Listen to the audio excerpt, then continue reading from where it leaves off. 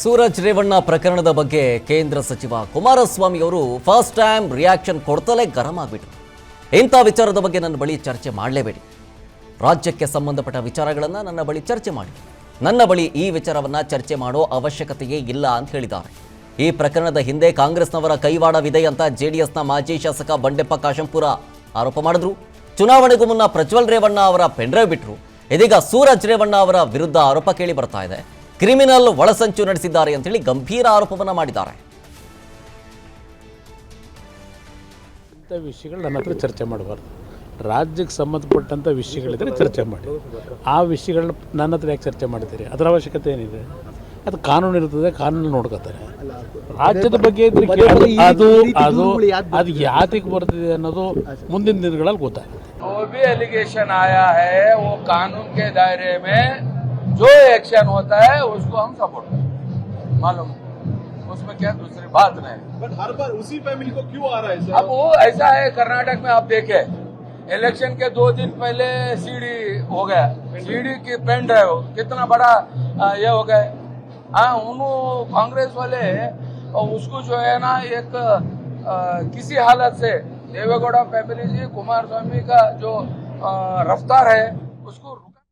ಸೂರಜ್ ರೇವಣ್ಣ ಪ್ರಕರಣದ ಬಗ್ಗೆ ಕೇಂದ್ರ ಸಚಿವ ಕುಮಾರಸ್ವಾಮಿ ಅವರು ಫಸ್ಟ್ ಟೈಮ್ ರಿಯಾಕ್ಷನ್ ಕೊಡ್ತಲೇ ಗರಂ ಆಗಿಬಿಟ್ರು. ಇಂಥ ವಿಚಾರದ ಬಗ್ಗೆ ನನ್ನ ಬಳಿ ಚರ್ಚೆ ಮಾಡಲೇಬೇಡಿ. ರಾಜ್ಯಕ್ಕೆ ಸಂಬಂಧಪಟ್ಟ ವಿಚಾರಗಳನ್ನು ನನ್ನ ಬಳಿ ಚರ್ಚೆ ಮಾಡಿ. ನನ್ನ ಬಳಿ ಈ ವಿಚಾರವನ್ನು ಚರ್ಚೆ ಮಾಡೋ ಅವಶ್ಯಕತೆಯೇ ಇಲ್ಲ ಅಂತ ಹೇಳಿದ್ದಾರೆ.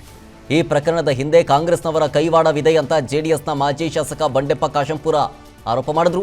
ಚುನಾವಣೆಗೂ ಮುನ್ನ ಪ್ರಜ್ವಲ್ ರೇವಣ್ಣ ಅವರ ಪೆನ್ಡ್ರೈವ್ ಬಿಟ್ಟರು. ಇದೀಗ ಸೂರಜ್ ರೇವಣ್ಣ ಅವರ ವಿರುದ್ಧ ಆರೋಪ ಕೇಳಿ ಬರ್ತಾ ಇದೆ.